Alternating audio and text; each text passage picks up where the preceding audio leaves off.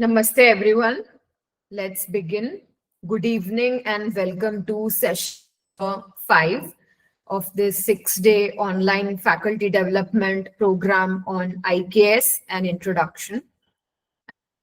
That some of you have chosen to stay right up till the end. These today and tomorrow will be the last 2 sessions of this FDP. And Dr. Pratibha will not be joining us today because of some commitments at her end, but Dr. Vikas, I'm hoping he will join us. So I was not present in the first 2 sessions because I was traveling. So I'll just do a quick introduction. Namaste Chandramohanji. So I'm Dr. Nidhi Shandurnikar and I'm part of NLD's team. I am colleagues with Dr. Pratibha and Dr. Vikas, and until last year, I was an assistant professor in the Faculty of Journalism and Communication at the Maharaja Sayajirao University of Baroda, and currently I work independently as a research consultant. I also work with an Indic media organization, and just last year, I completed a project with Anadi Foundation's Center for Indigenous Knowledge Systems, wherein I had the opportunity to study the oral storytelling traditions of the Ratwa community of Central Eastern Gujarat.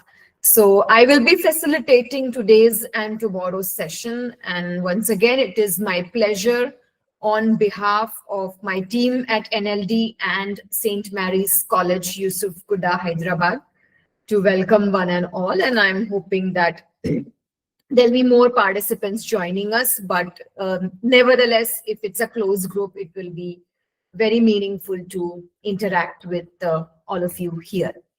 So today's session is going to focus on a discussion of the corpus of IKS, the knowledge repository that IKS represents, and the classification framework that helps us to navigate through IKS, especially when we are beginners or when we are just starting out our IKS journey.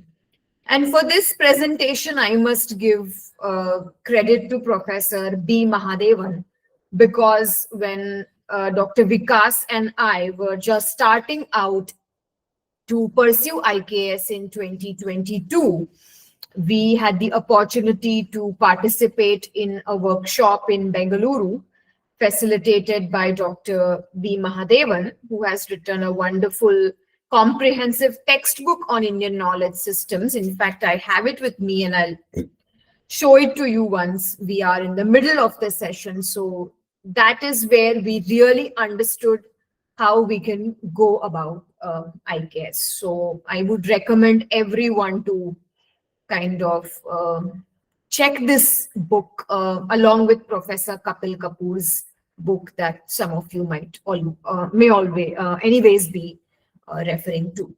So let's start. I am sharing my screen, and once I share my screen, it may be a little bit difficult for me to look at the chat box. So just let me know if my screen is visible. We will first watch a video, a very short video, where Professor Kapil Kapoor is telling us something really important. He's talking about why we need to do IKS, why as a society, or why any society or any civilization needs to go back to their ancient knowledge, ancient wisdom, to their cultural roots, and pay attention to what they have inherited from their past.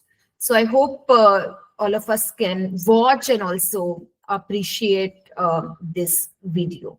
It's a very short one. Okay. My screen is visible? I can. Bhartrihari in 5th century says, what does he know who knows? Okay. Was the audio okay for all of you?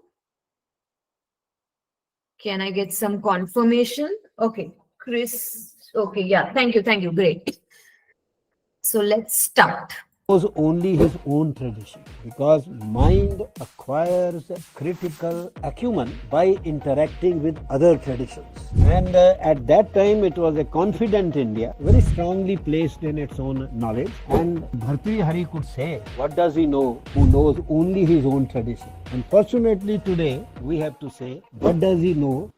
Not know his own tradition. This is the change that has taken place. So therefore, we know more about others, less about ourselves. And one of the motivations for me to introduce Indian knowledge systems in one form or the other in JNU was not a kind of a desire to show or prove anything, but to put our students on the level ground. If you have your own knowledge, your own understanding, then when you read the other thinker, scholar, you better appreciate him also, and you better appreciate your own self also. Bhartrihari in Okay, so a very telling commentary on the state of affairs today.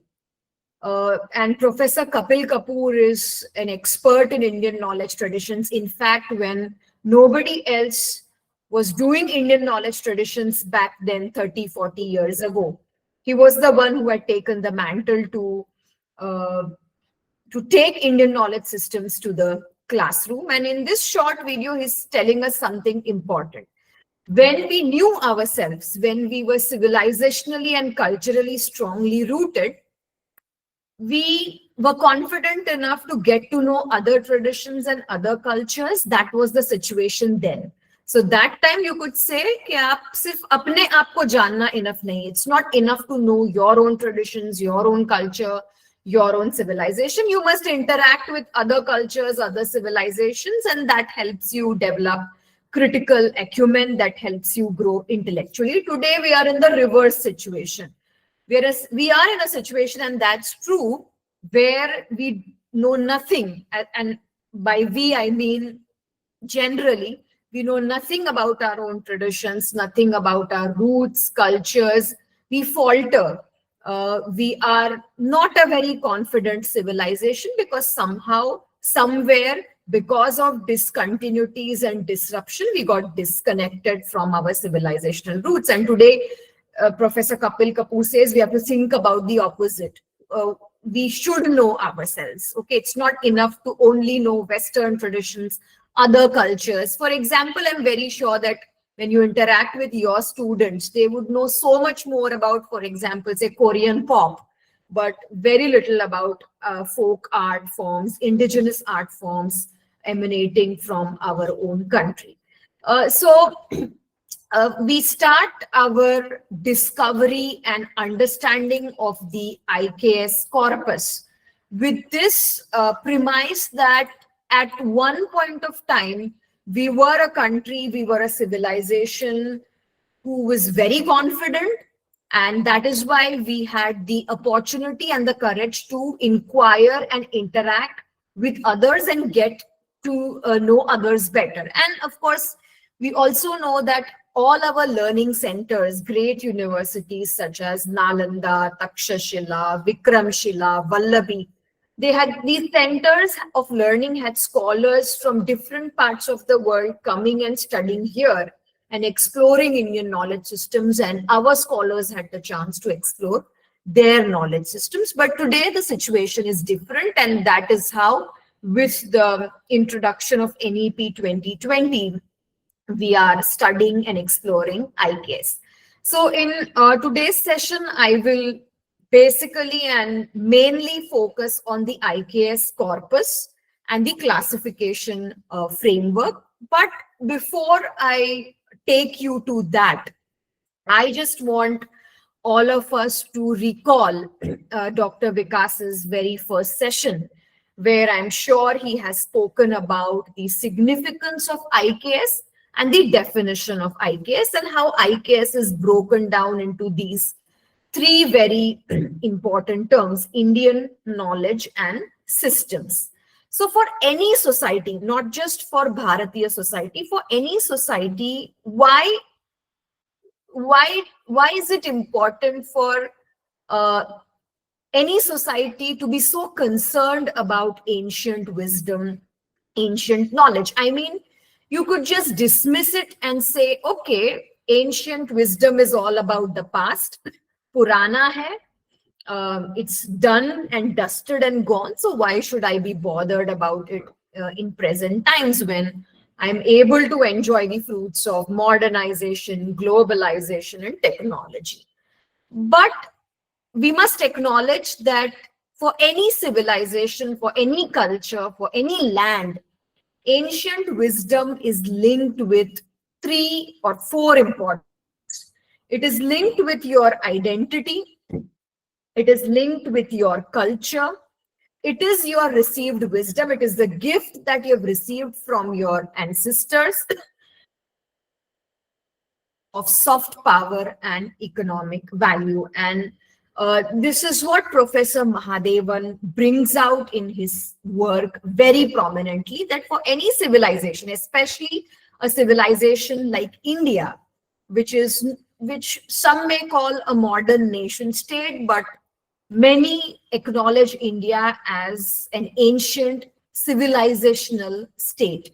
So for a country like India, for a civilization like India, since we have accumulated a long period of history, definitely we must have gathered so much of knowledge. Okay, for example, we don't want to get into discussions about how long we have existed as a civilization. Some put the timeline to 5,000 years, some put the timeline to 8,000, 10,000 years. And irrespective of this debate on dating and time period, we know that India has had a long civilizational history, and definitely any civilization which has survived for so long and which continues to survive for so long, it must have accumulated, it must have produced a lot of knowledge that we can depend on, that we can bank on even today. So for any society, ancient wisdom is linked to many things. It shapes our identity, it informs us about who we are. It is the gift that we have received from our ancestors. It provides us economic, political, cultural strength, and it also keeps us together as a nation. So when we study our ancient knowledge systems, we come to know how our ancestors lived, what were their thought processes, what were their philosophies, what were their worldviews and values, and what kind of life and value frameworks did they follow. And it helps us to learn as to what we should do and what we should not do in present time. So if there is a rupture, if there is a disruption, if there is a break, or if there is discontinuity with respect to ancient knowledge, it can impact one's identity. Okay, because knowledge informs identity. And I remember asking my professor and mentor about what defines India. I mean, many of you, if you have traveled abroad, there may be curious people who may ask you, okay, tell me something about India. Okay, tell me something about your country. We can talk about our food, festivals, culture, dances, songs, religion, philosophy, etc. But when I asked my professor, sir, tell me what defines India, he said, if there is anything that defines India, it is knowledge. India stands on the foundation of the knowledge that it built through its civilizational history. So this knowledge contains our textual traditions, our oral traditions, our practices, our cultures, our norms, etc. So if we disconnect from our ancient wisdom, we lose our identity. We are not able to make meaning of who we are. We may feel very lost, right? We may lose conviction in several of our living practices. So that is why IKS is important, because it keeps us rooted in our cultural, civilizational identity. IKS is also important because it gives us a sense of culture.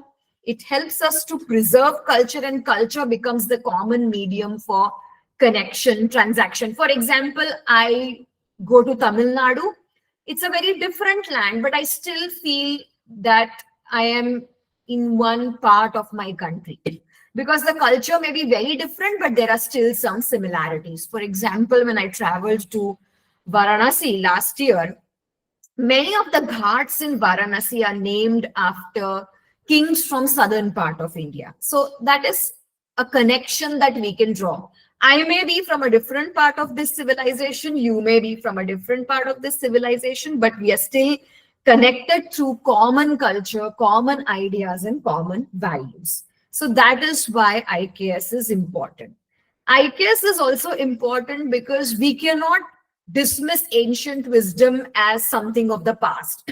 It can be used to solve our current problems. So in yesterday's lecture, when Dr. Pratibha told us about politics and administration and governance from an Indic perspective, if we have certain kinds of problems, political problems, social problems, cultural, economical problems, we have to solve it in our context, using our wisdom. So unfortunately, what is happening in our country today, in politics, in culture, public policy, decision making, what we see is that we are borrowing ideas from the West, and we are solving our problems using Western models and Western frameworks. And that is why we are never able to really solve our problems, but things only get complex and messier. Or, for example, if I ask my students, you know what Halloween is? Probably know what Halloween is. They celebrate Halloween. Okay, fine, not a problem. But they have no idea about our own traditions. They do not know what Tulsi Vibha is. Okay, they don't know why we celebrate Diwali. Okay, they don't know that different parts of India celebrate the New Year in different seasons. So this can lead to a huge disconnect, and this means that whatever wisdom we had received, we are not using it, whereas we can use it to solve our current problems. So the wisdom and the knowledge that we have received from our ancestors, it keeps knowledge on a continuum. It keeps knowledge flowing. It helps knowledge to keep evolving. Whatever we as a civilization have produced today, we have to thank our ancestors and their knowledge, and we have just built upon it. In fact, in IKS, if you explore any tradition, any thinker, they will always credit previous scholars, previous thinkers, previous traditions. They will say that we're only building up on what was given to us by our ancestors. We are not contributing anything new. So, for example, if you read the Arthashastra, Kautilya acknowledges that he is only building up on what scholars, commentators, thinkers earlier to him had built up, and he's adding some new things to the Arthashastra tradition. So knowledge is not produced in a vacuum. The knowledge that we have today, it was not produced today. It is a built up of our civilizational history. So if we do not preserve, promote, protect, or document our ancient wisdom, it is harmful. It is you may call it as one of our limitations, because then we are very susceptible and vulnerable to colonial thought processes, to imperial thought processes. It may give rise to inferiority complex within ourselves, that okay, whatever I have, it's not so good. Whatever the other has is very good, and I must follow it. And this is what has happened to India post-independence, where we were trained to believe, because of our education system, because of our political, cultural, economic system, that anything that the West has to offer is superior. Only the West has knowledge and we have nothing. And when we explore the IKS corpus, we realize that Bharat contributed to all possible domains. We have contributed to astronomy, mathematics, metallurgy, science, alchemy, philosophy, wellness, society, administration, language, performing arts, so much more. So it is quite natural and organic for us as Indians to understand how we contributed to these different domains and what were our thought and knowledge traditions in these particular domains. So as I said, ancient knowledge, not just for India, but for any civilization. China is also an ancient civilization. Egyptian civilization, Mayan civilization, Greek civilization, these were all ancient civilizations, pagan civilizations. So any ancient civilization which has a body full of knowledge helps its people to preserve their identity, helps its people to become strong and convinced culturally, helps its people to appreciate the wisdom that they have received, so that we don't think that only we have created knowledge. No, our ancestors are to be credited for it. And in today's world, knowledge is power. In fact, Michel Foucault, a very well-known Western political philosopher, he explained the link between knowledge and power very beautifully. He said knowledge and power are not to be examined separately.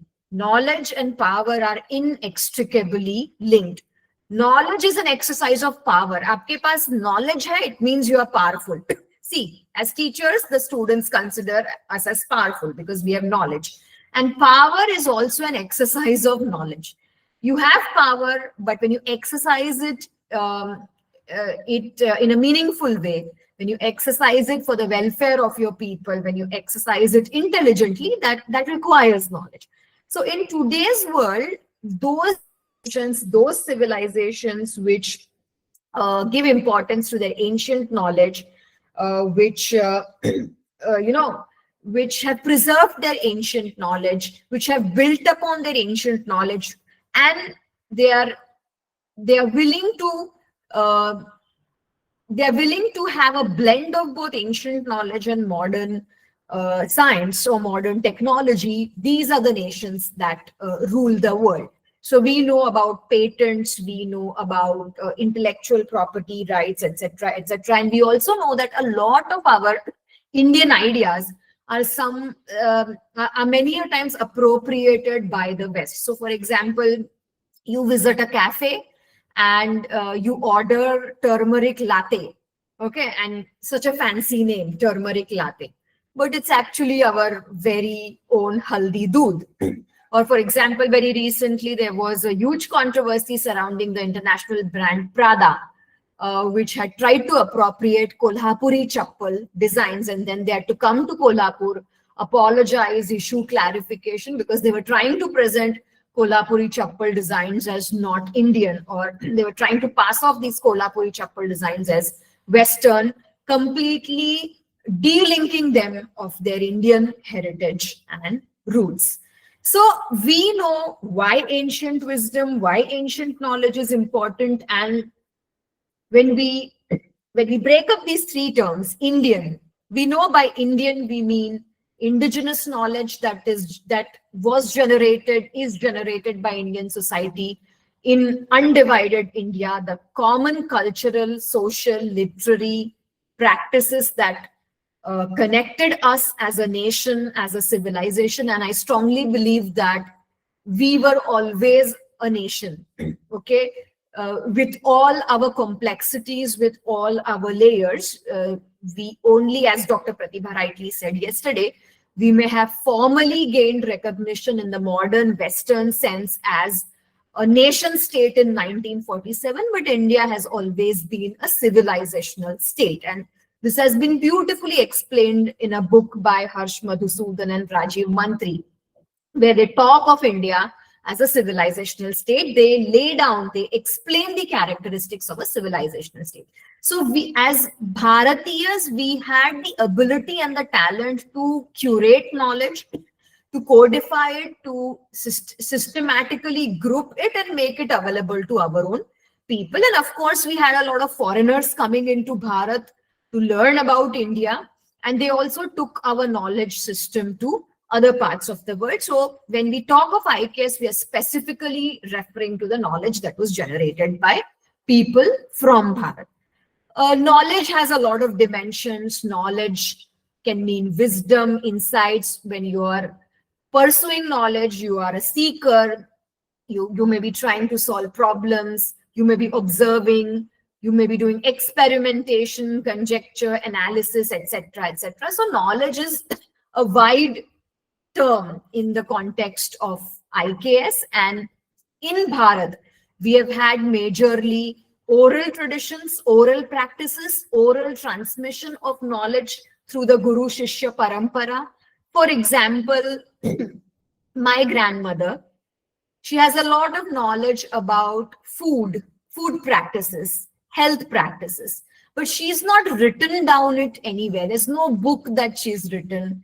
She's not maintained a diary. She did not have the opportunity to study a lot, but the knowledge is with her because probably her mother, her grandmother have passed on this knowledge to her. So she has also passed it on to me. So when she tells me that we should not be consuming curd in the night, this is not something that she has written down anywhere. She doesn't need to remember it. It's been with her and she is now passing it on to the next generation. Or when she says that mixing fruit and milk together, which is called viruddha ahar, it's not good for one's health. This is an oral tradition, right? For example, very recently I had a friend and she shared with me that her mother is a wonderful cook and has a plethora of recipes. But these recipes are with her in her mother's mind. And she wanted to document these recipes. So she kept on insisting to her mother that, let me document it, let me make videos about it. But the mother was resistant. So she started conversing with her mother, and gradually, without her mother's knowledge, she did all these recipes and she published a book with these recipes, traditional recipes. So Bharat has had two kind of knowledge sources. One where knowledge was transmitted orally through practices from one generation to another, and then gradually we also learned the art of documentation, where we started to formally document knowledge in texts through palm leaf manuscripts and other ways. So we have been in a process of continuous churning as far as knowledge is concerned. And when we come to systems, we know that Indian knowledge system is not something that is haphazard, or it is not something that is that we have put together just like that. It is very structured. It is organized. There are various groups and categories of what you could study in Indian knowledge system. There are classification frameworks. Things have been grouped together logically, and a definitive framework has been derived by scholars so that the study of Indian knowledge system is made scientific, rigorous, and systematic. So when we talk about system in IKS, we mean that we are pursuing IKS in a very structured, methodical way.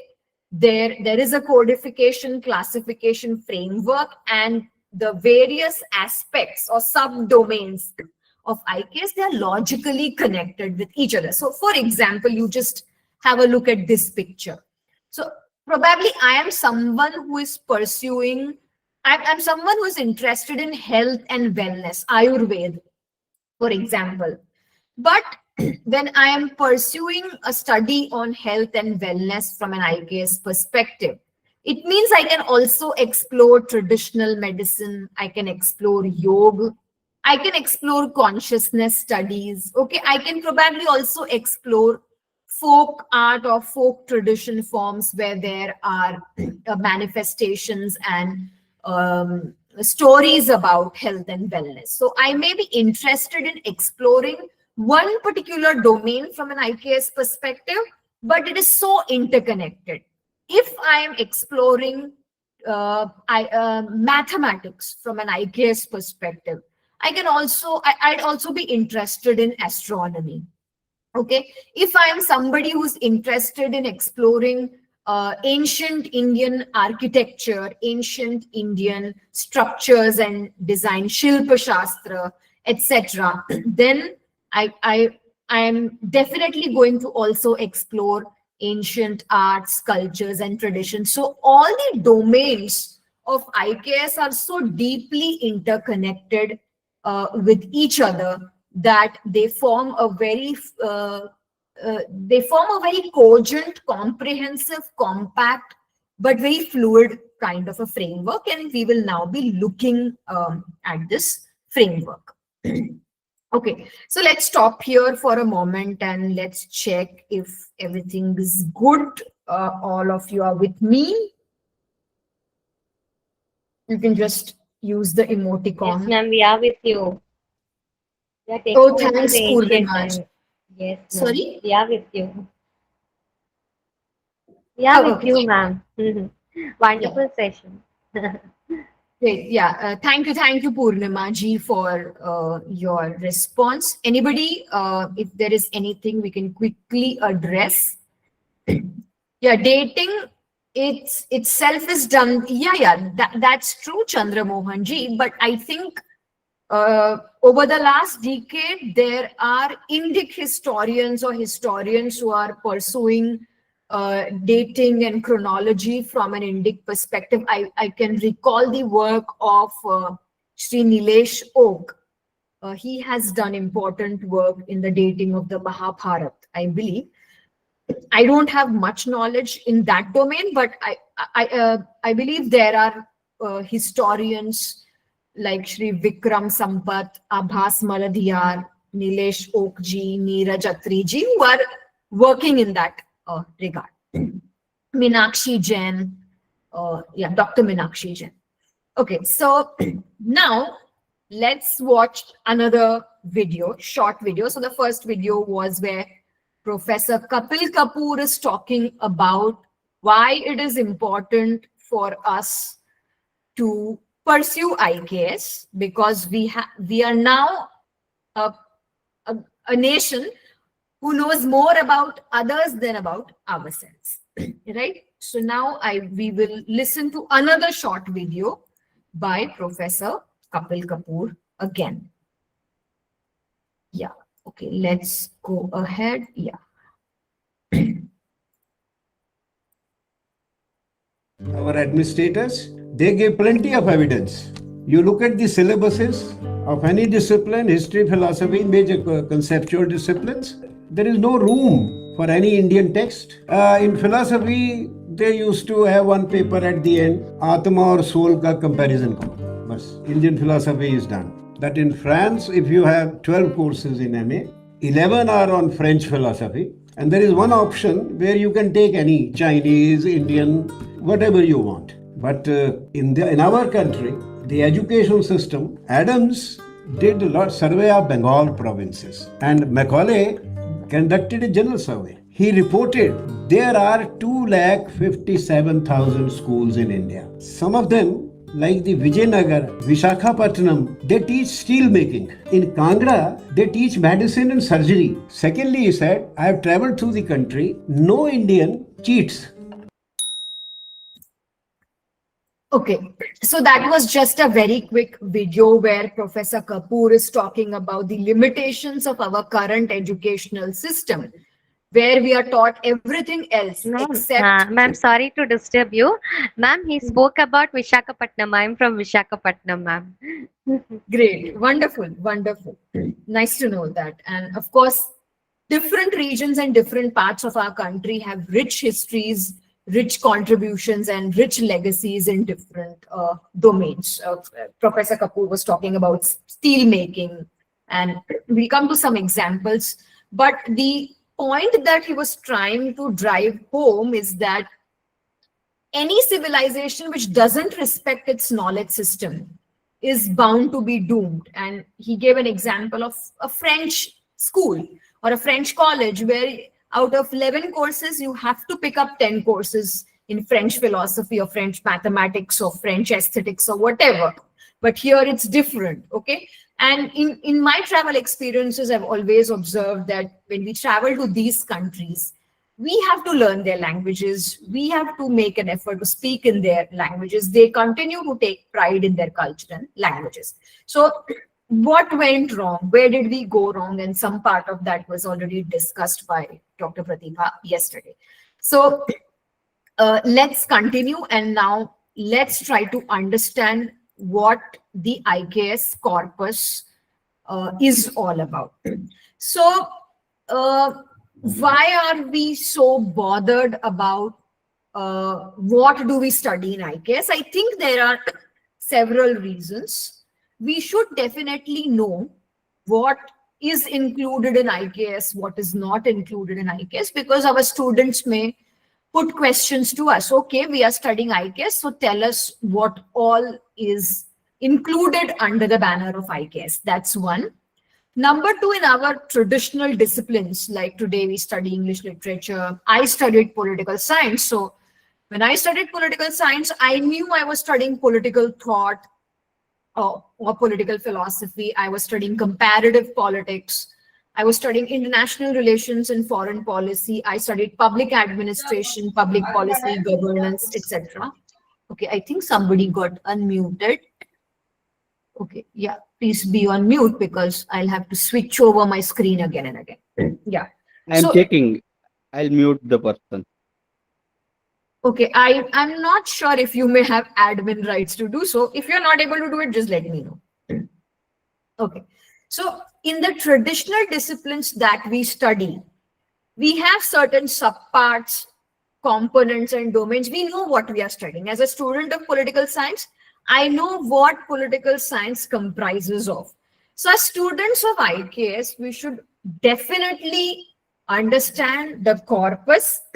We should definitely understand the classification framework, because if we don't do that, we will only be kind of under the wrong impression that we can do anything, everything under the sun in IKS. So, for example, typically when we talk about IKS, suddenly we think of yoga, Ayurveda, we think of Vastu Shastra, we think of Jyotish Shastra, of Artha Shastra, Shilpa Shastra, Natya Shastra, etc. That's one way to think about it.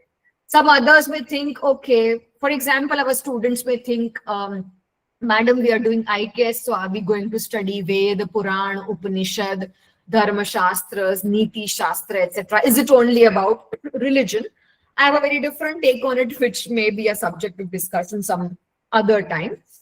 The third way to look at IKS may be that, okay, let's study India's contribution to different areas: art, literature, architecture, mathematics, engineering, shipbuilding, dam building, alchemy, ethics, governance, performing arts, etc., etc. Right?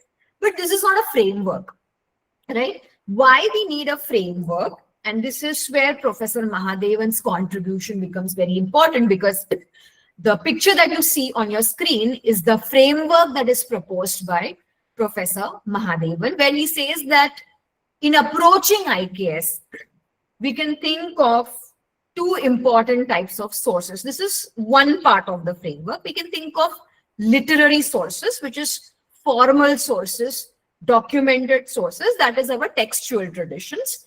And then we can think of other sources such as our non-literary, informal sources. For example, in my work on the storytelling tradition of a tribal community in central eastern Gujarat, when I went to tribal areas to document this tradition, it's an oral tradition. The practitioners of this tradition, they have not written it down anywhere. They are practicing it through generations. They have inherited this tradition from their ancestors. So it's an oral tradition. It's not documented or written down anywhere. Very recently, there is an effort to write a book or two about it, right?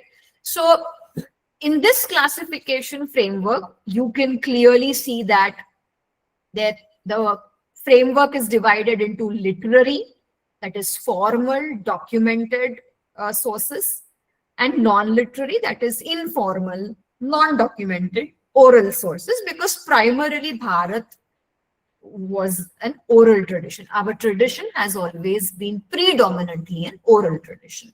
We have preserved our culture, heritage through oral traditions. Among literary sources, we have the core corpus, which is Chaturdasha Vidyasthana, the 14-fold branches of knowledge.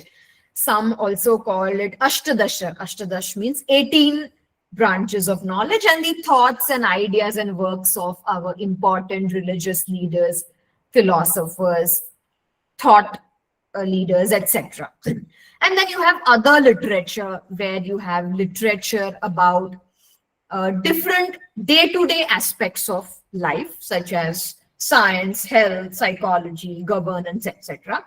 The other dharmic traditions, which we can call allied Indic traditions, the Buddha tradition and the Jaina tradition, their literature is also a part of IKS. So for example, if you are somebody who's pursuing research and study on Buddhism, Jainism, you are in fact a part of the larger, broader IKS fold.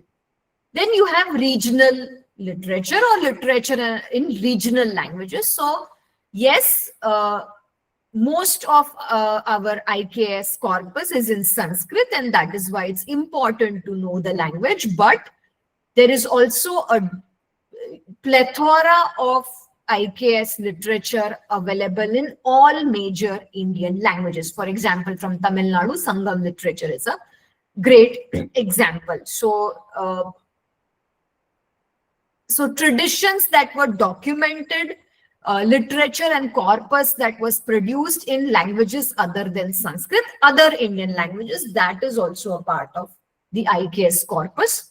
And then we have oral traditions, like we have Chausat Kala, 64 kalas, in which you can imagine, you can stretch your imagination, and there are so many interesting aspects in Chausat Kala. So our art forms, our health practices, traditional healing practices, food practices, clothing practices, life values, folk traditions, storytelling traditions. For example, in different parts of the country, we have different mask traditions. Okay. Very recently, my theater teacher, he conducted a workshop on the use of masks in theater. And we were amazed to explore the mask traditions from different parts of the country. So this may not be documented, but this is an oral tradition. When a grandmother or a mother tells a story to her child, it's a folklore tradition. Nobody has taught my grandmother to tell stories. This is a talent that she has inherited because she is a Bharati and she has inherited this orally. So this is one part of the framework, and why we are emphasizing on the framework is because we need to be very clear while teaching and researching on IKS, what are we actually doing? And if somebody asks us what IKS is all about, we must have confident and correct answers to it. The other classification framework is, some call it the Chaturdasha Vidyasthana, which means the 14 branches of knowledge in which one was supposed to be equipped with.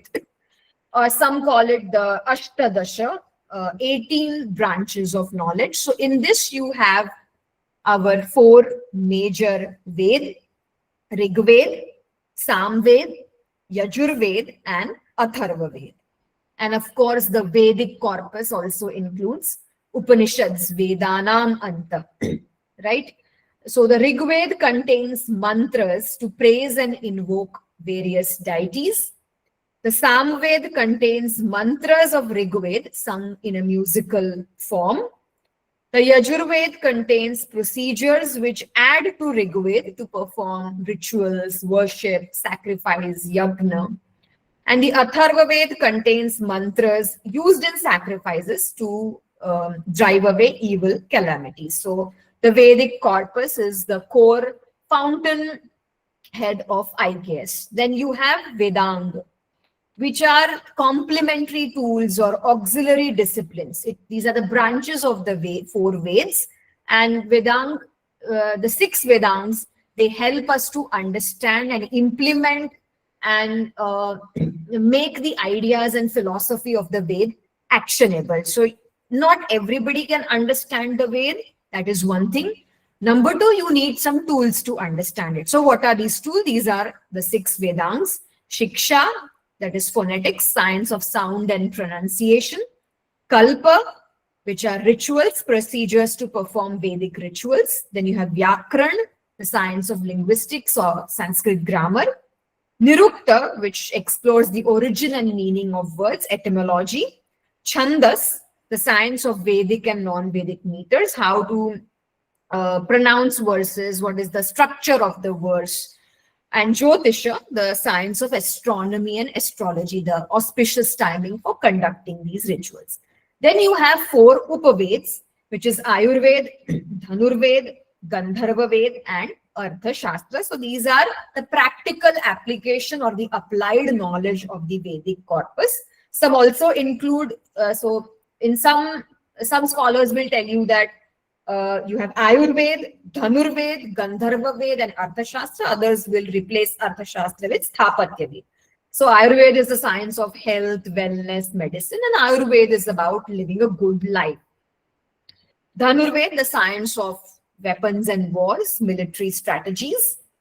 Gandharva Ved, the study of fine arts, performing arts, poetry, music, dance, drama, culture, and Arthashastra. We had a discussion on it yesterday. And Sthapatya Ved is about the science of architecture and engineering.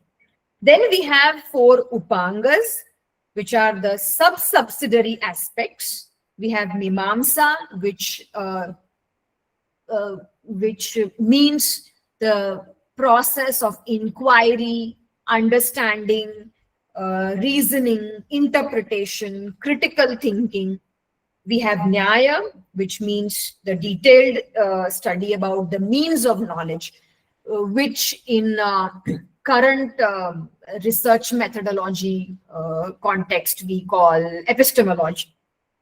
Then we have Puranas, which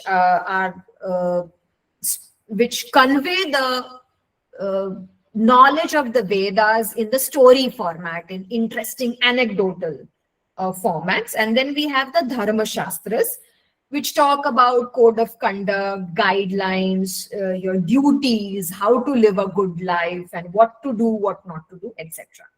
Then we have 6 schools of Indian philosophy: Darshan Shastra, Nyaya, Vaisheshika, Yoga, Sankhya. Dr. Pratibha spoke briefly about our 6 Darshan Shastras, Purva Mimamsa and Uttar Mimamsa. These are our 6 schools of Indian philosophy. Then we have regional texts, knowledge in regional Indian languages, 64 kalas, which are very practical and which have to do with day-to-day. And of course, we have multitudes of undocumented traditions. And undocumented, it means they are not written down everywhere. They are being preserved by people who live these traditions. And India is a living civilization. Indian traditions are not dead traditions. They are not to be seen in museums. They are to be seen in living beings. So all our living traditions, practices, methods, principles. For example, recently we celebrated Chhat Puja. Chhat Puja is Indian knowledge system because it is a living tradition going on for time immemorial. Now we are probably writing about it, researching about it, that in Chhat Puja we offer gratitude to the rising. I think it's the only festival in the world where the rising sun and the setting sun both are offered gratitude. But it's a living practice. And it's an uninterrupted living practice. It is said that Sita Mata also performed the Chhat Vrat, and it continues till today. And now Chhat is a global festival. Just gave the example of Chhat as a recent festival, and I was very impressed when I read about its history. So this is the 14 or 18-fold classification that is presented as part of IKS. So very quickly, we'll just go through the corpus again. So we have Vedas as the core foundational corpus, and we know that the Vedic corpus or the Vedas are apaurushaya. They were not authored by anyone. We don't know who authored the Vedas. They're part of the Shruti Parampara. They were revealed and they were heard by the sages. They were committed to the memories of the sages, and they were transmitted to the next generations through the Guru Shishya Parampara. And of course, now we also learned as a civilization that we can't completely be an oral tradition, but we have to also start documenting. Then we have the Upanishads, and the literal meaning of Upanishad is you sit in the Sanidhya. You sit near a guru and you learn from a guru through the teaching learning method. You have darshan shastras. So all the literature that comes subsequently derives from the Vedic corpus. The Vedic corpus becomes the foundational basis for Indian knowledge systems. In other literature we discussed, we have the corpus that addresses day-to-day life issues, health, society, politics, governance, but that also draws its core assumption from the Vedas. For example, the very well-known Aryabhatta's work on astronomy, where he talks about what constitutes a year, what are the 4 yugas. They are drawn from the Vedic corpus. The major assumptions are drawn from the Vedic corpus, and then he adds scientific and mathematical aspects to it. So all the literature that we had, for example, literature in fields like basic and applied sciences, like the very well-known Kerala School of Mathematics and Astronomy, literature that you have on engineering and technology. For example, you must check Sanjeev Sanyalji's work on ancient India's contribution to shipbuilding. So we contributed to shipbuilding also, okay? We contributed to steel making. So our literature in these areas, Charak Samhita, Sushruta Samhita, Ashtanga Hridaya, Rasaratna Samuchya, this is literature that emerges in the area of health and wellness. Then we have our Darshan Shastras, which talk about psychology, wellness. We in the domain of politics, governance, public administration, we have Vidur Niti, Arthashastra, Manusmriti, etc., Tirukkural. We have a lot of literature in the area of performing arts, aesthetics, poetry, Natya Shastra, Kama Sutra, well-known works by Kalidasa, Banabhatta, Sangam literature from Tamil Nadu, Silapattikam, Kshetriya from in Telugu language. And then we also have literature where we are talking about the elements of good living, ethics, morality. So Panchatantra works by Brihatihari, our Subhashitas, the 1 or 2 liners in short, in very brief and precise sentences. We have the morals and philosophy of life, Rajniti, Samanya Niti. So this is the other corpus where we're not talking about religion, but we are talking about other domains of life. But of course, it is inspired by and it is based on the Vedic corpus. Center is Dharma. Then the corpus also includes literature from allied Indic traditions such as Buddhism and Jainism. Of course, they have their own religious texts, they have their own traditional texts, but Buddhism and Jainism also have literature in domains like mathematics, alchemy, maritime activities. For example, Rasratnakara by Nagarjuna in 1st century CE. It's a Buddhist contribution to alchemy. Then if you explore Jain literature on mathematics, you have texts such as Ganitanu Yoga, Anuyoga Dwara Sutra, Vyavahara Sutra, Surya Prajapati, Ganita Sara Sangraha, Tatavartha Sutra, etc. So you don't think of Buddhist and Jaina traditions as separate. They may be distinct and they may have their own philosophy because they were part of the Gnostic traditions. And by now we know that we don't mean that Astic is somebody who believes in God and Gnostic is somebody who doesn't believe in God. In fact, Indic traditions don't have this concept of divisions between believers and non-believers. So that the corpus emerging from Buddhist and Jaina traditions is also a part of IKS. We also already spoke about literature and traditions from different regions of the country. So there are people who may not have written in Sanskrit. They may have written in Bengali, Odia, Gujarati, Marathi, Kannada, Manipuri, etc. And that corpus is also a part of IKS. For example, in my study on storytelling traditions, uh, the the the tribals whose storytelling tradition I was studying, their stories are not in Gujarati language, even though the tribal belt is located in central, eastern, southern Gujarat, but it's a different dialect, Bhili, Ratvi. But literature in that dialect is also a part of IKS, and there were many um, uh, regional texts that drew sources from Sanskrit, and they presented these ideas in their own languages, or they presented commentaries, they expanded on the main source, and they kind of presented the corpus in their own language. So the wide corpus that is present in India's many different languages is also a part of IKS. So if you're studying something in your own language, from an Indic perspective, if there's a text written in, say, Tamil, that is also considered to be part of IKS, and of course our oral traditions.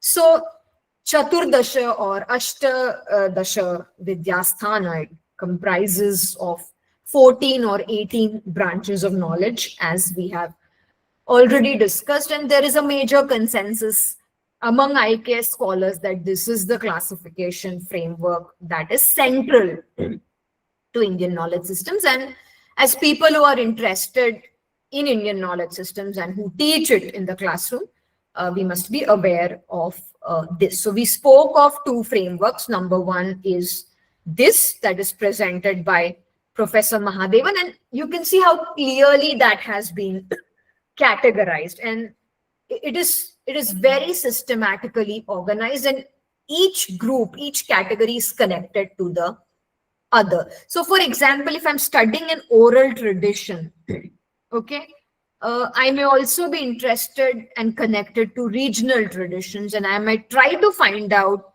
what aspect of the other literature does this oral tradition address, and does this oral tradition seek inspiration from any part of the core literature. So these are two frameworks that we must keep in mind. So when we think of IKS, we think of the Vedic corpus, which emerges as the primary source of knowledge. It is oral, passed down through the Guru Shishya Parampara, and thankfully there are a lot of Gurukulams even in present day India that are doing great work in preserving the Guru Shishya tradition. We have Upavedas and Vedas and Vedic philosophy, especially for the Astic tradition. It provides the meaning, purpose, and framework of life. And other sources that follow, they derive, they build on, and they expand on Vedic ideas. Then we have Vedangas, which are tools, auxiliary disciplines. They are help to make, they are meant to make the Vedic corpus practical and relevant and applicable in day-to-day life, and to help understand people the meaning and the intention of the Vedas. So we learned about the 6 Vedangas, Darshan Shastras. So like you have Western philosophy, we have Bharatiya philosophy, we have 6 schools of Bharatiya philosophy, where we are trying to investigate deeper questions of what is the relationship between me, the universe, and the Brahman, and other aspects of life and morality. Then we have Puranas and Itihasas, where there are stories, anecdotes, common living practices, where there is discussion about society, culture, problems faced by human beings, and there are moral and ethical guidelines given in the form of stories. And Ramayana and Mahabharata are our well-known Itihasa corpus. And then we have Dharma Shastras or Smritis, where there are explanations about, so for example, we all go to a university, there are rules and regulations.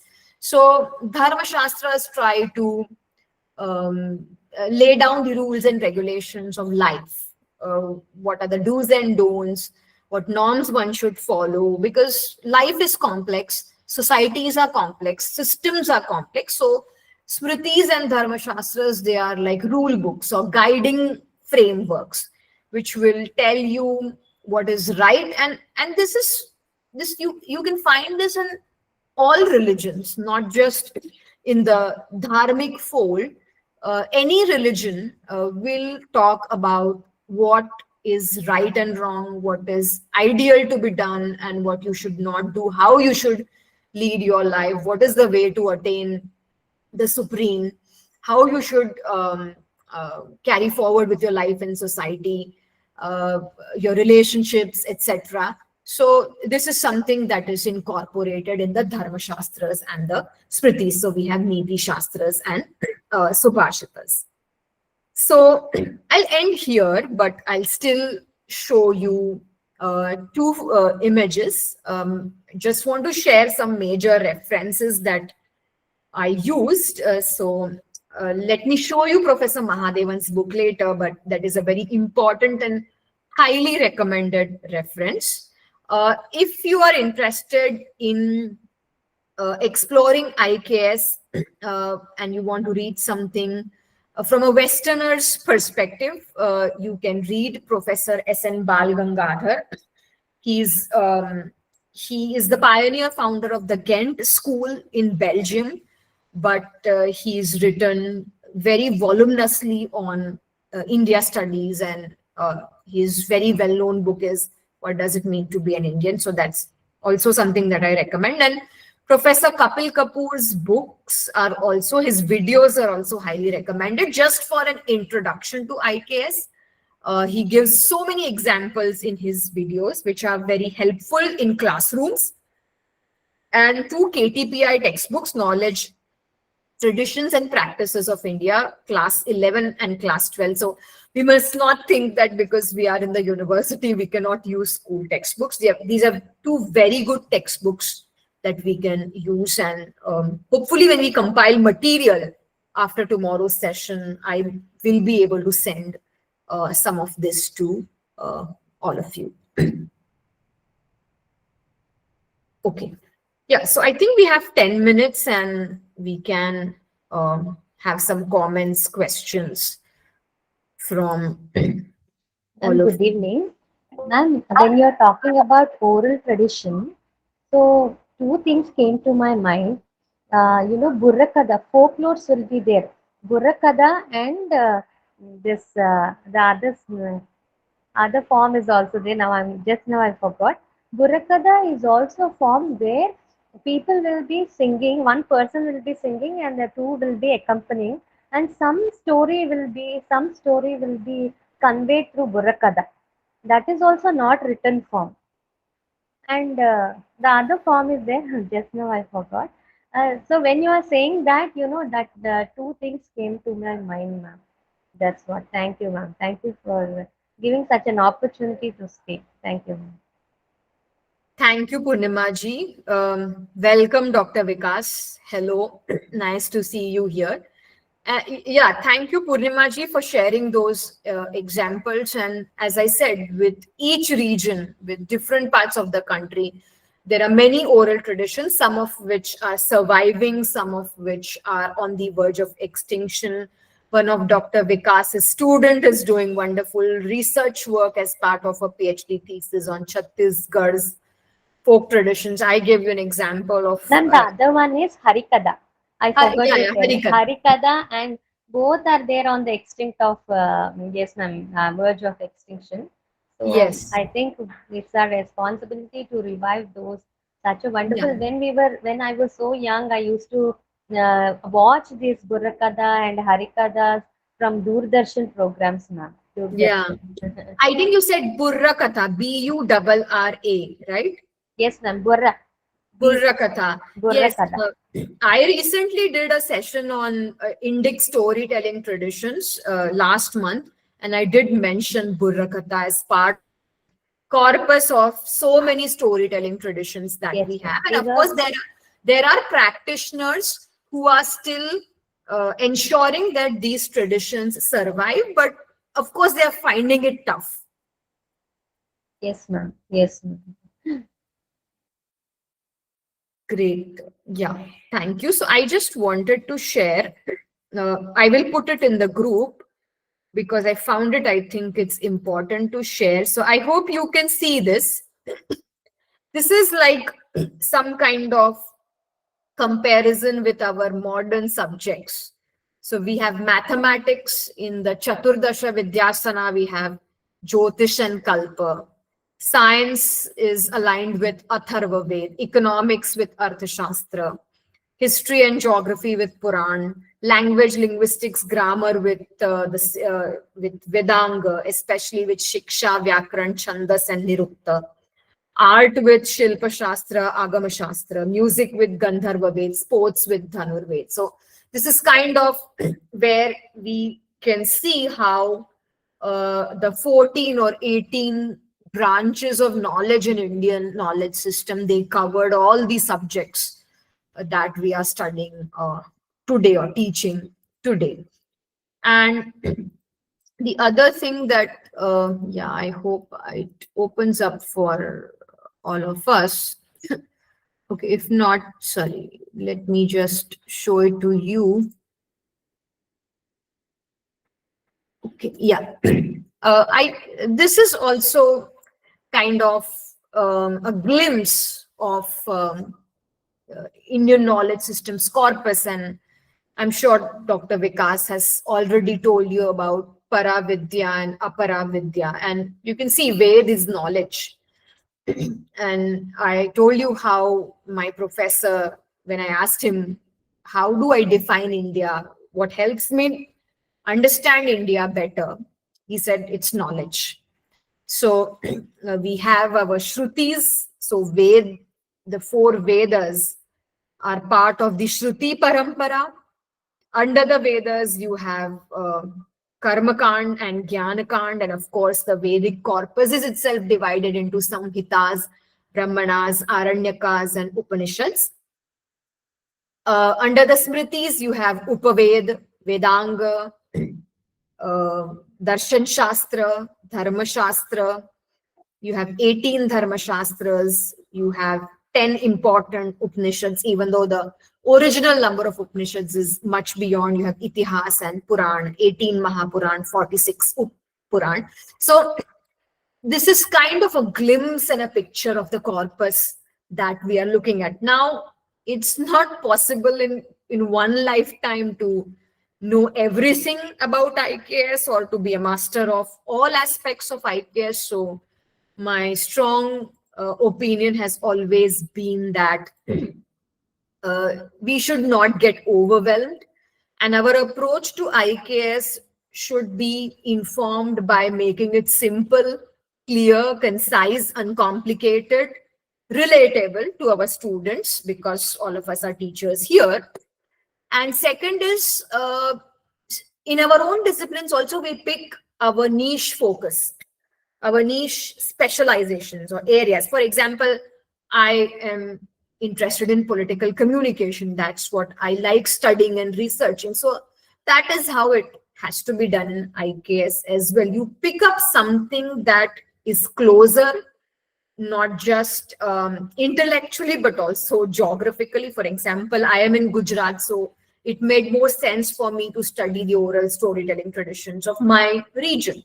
So better to pick up a niche from the corpus, since you saw that the corpus is quite wide and vast and huge. And if you look at how traditional scholars and traditional paramparas do their studies, they study everything, but then they also have to specialize in one or the other aspect. So that is something that we can think of. This is just a suggestion that I thought.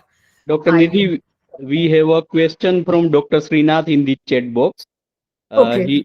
He is asking that I would like to know the impact of Srimad Bhagavad Gita, Sri Vishnu Puran, and Mahabharat's Vidur Niti, Bhishma thoughts, etc. in today's IKS. Okay, thank you, Dr. Srinath, for the question. I hope I understood it correctly. All of the texts and traditions that you have mentioned, all of them have impacted IKS in different ways. For example, Bhagavatam, we know it's a timeless tradition. It offers insights and wisdom that that transcends time. For example, we study Bhagavad Gita in management schools. We study it from an organizational perspective. We study it from a philosophical, political perspective, etc. And similarly, Vidurniti, for example, it's a very important text as far as governance principles and ideas of ethics, morality, and meaningful life are concerned. So all the texts that you have mentioned. I don't really understand what you want to signify by saying today's IKS. Whatever we pursue or teach in IKS today has some context or framework that is firmly embedded in our ancient knowledge systems, and all these texts and traditions are part of our ancient knowledge system. So their impact is very strong, very effective, and they must be included in the classroom in one way or the other. And I don't think we can truly understand IKS if we don't read or understand the essence of these texts. That's my response. If Dr. Vikas wants to add something, I invite him.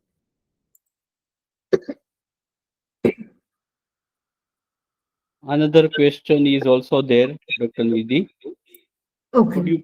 Could you please shed some light on the roots of Western transcendentalism in IKS? Okay, Chandana ji, good question. I doubt my limited capacity to answer this, but I think we'll have to really explore our traditions in psychology and philosophy to understand the roots of Western transcendentalism in IKS. I think one thing that is very obvious, as an obvious answer to your question, is that as a knowledge tradition, we did not remain very restricted to only appreciating or understanding our knowledge systems and our wisdom. There was a lot of exchange with other parts of the world, with other ancient civilizations, and majority of our traditions and knowledge went to the West through the Arab world.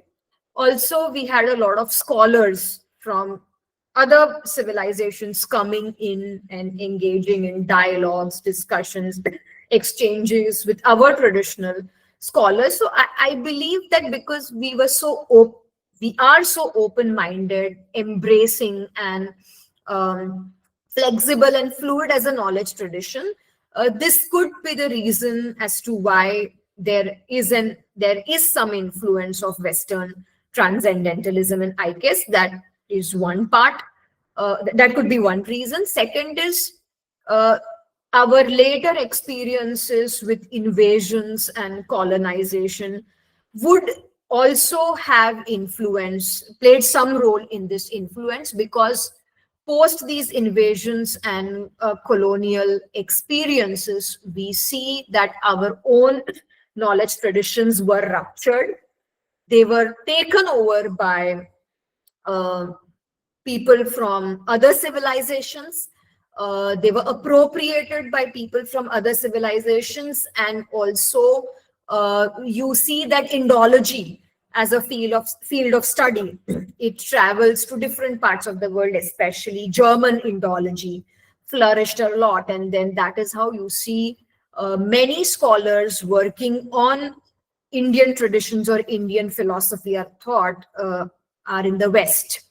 And there they establish these schools and centers, which is where I think we see the current form of IKS, especially one school of thought which says that, okay, Indology, and we can have discussions and debates on Indology because it's It's a field which is quite contentious. So the influence of Indology, the influence of these scholarly exchanges, and the impact of brutal invasions and colonization over a long period of time could be the reason for this influence, in my opinion. One more question from Pallavi ma'am. In present scenario, students feel bored with fixed syllabus. Can how we can add introductory part of IKS in the syllabus to create the interest and curiosity of the students? Okay, so Pallavi ma'am, first I think we have to shed off this assumption that it will be boring.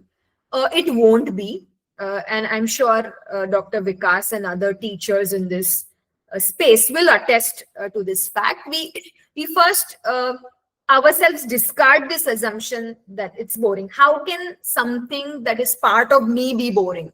It can't be, right? IKS is me. IKS is part of me, so it is not boring. Number one. Number two, to create interest, we have to sensitize our students about why we are doing it and why we were not able to do it for such a long time. So for 70 years, 60 years, we didn't do IKS. You explain them why it was not possible, what were the challenges, etc. And now why is it necessary and why are we doing it? If you explain this to them with good convincing reasons and examples, they understand. Third, in the introductory aspect, I think, let me just show this book.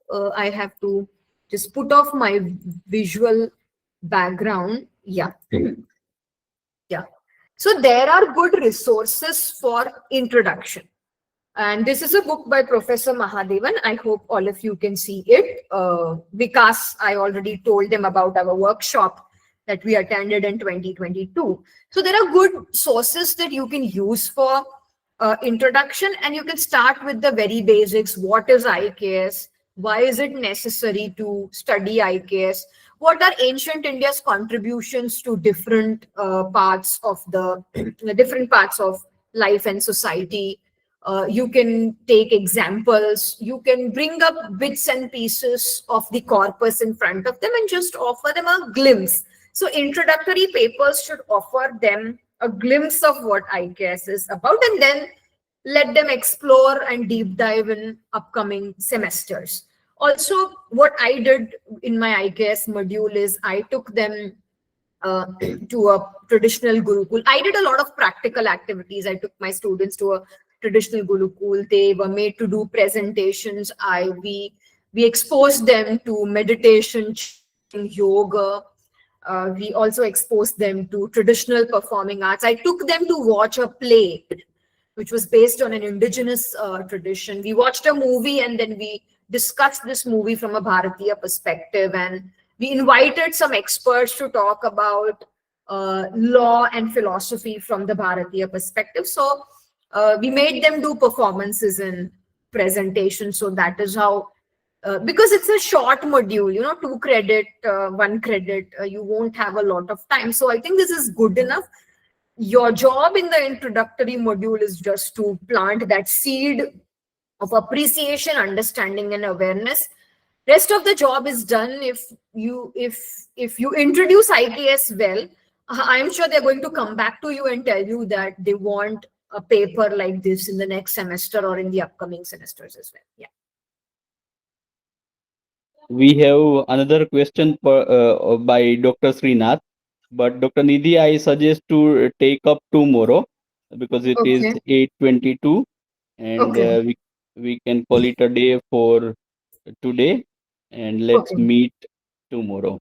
Okay, I will just copy Dr. Srinath's question in I my have also mail. taken the screenshot of the question, so I'll put in front of you tomorrow. Yeah, Dr. Srinath, we will take up your question first thing in tomorrow's session. We urge everyone to not miss tomorrow's session because that's the last session. We'll be sharing the feedback form also at the end of the session. Somebody wanted some picture in the group. Umesh ji, what do you want in the group? If you can just let us know. I don't think he's there. And Lokesh ji also requested for something. Third slide. third slide. Okay. Okay, I will put it in the group. I'll put everything in the group. Yeah. Okay, great. So, Dr. Vikas, we are calling it a day, right? Yes, yes. Please stop the recording. Just a moment. Thank you. Oh, sorry.